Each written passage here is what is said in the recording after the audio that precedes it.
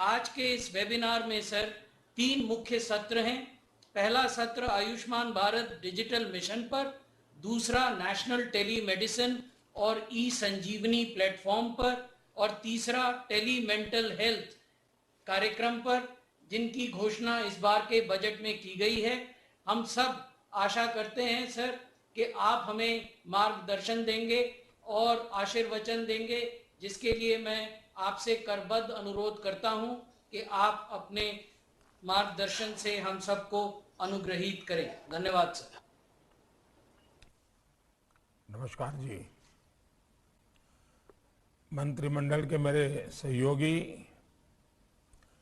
देश भर से पब्लिक और प्राइवेट सेक्टर में हेल्थ केयर से जुड़े सभी professionals, paramedics, nursing, health management, technology और रिसर्च से जुड़े सभी महानुभाव, देवी और सज्जनों,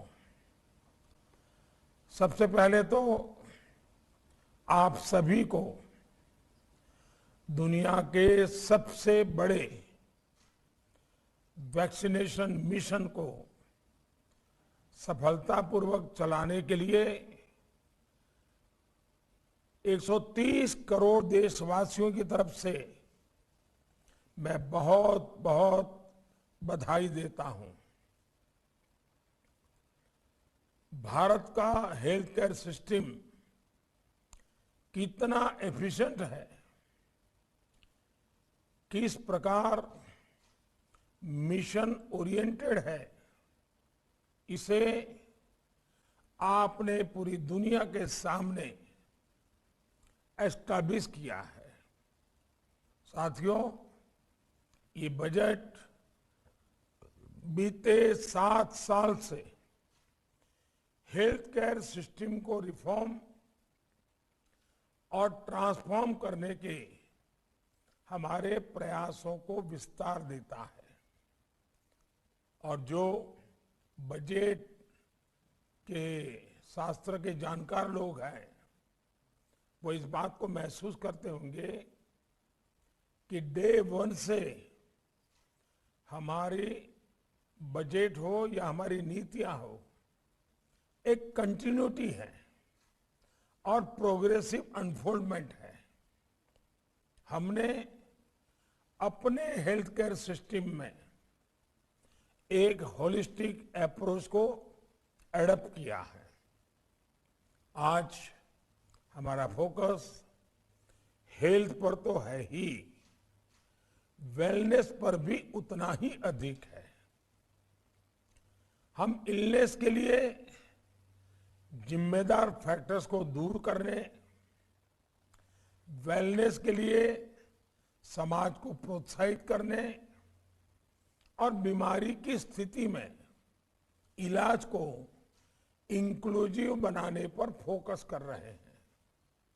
इसलिए स्वच्छ भारत मिशन हो, फिट इंडिया मिशन हो, पोषण मिशन हो, मिशन इंद्रधनुष हो, आयुष्मान भारत हो, जल जीवन मिशन हो, ऐसे सभी इनिशिएटिव्स को हमें ज्यादा से ज्यादा लोगों तक लेकर जाना है।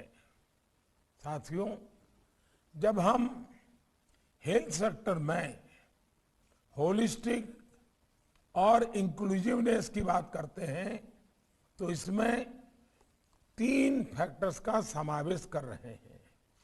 पहला,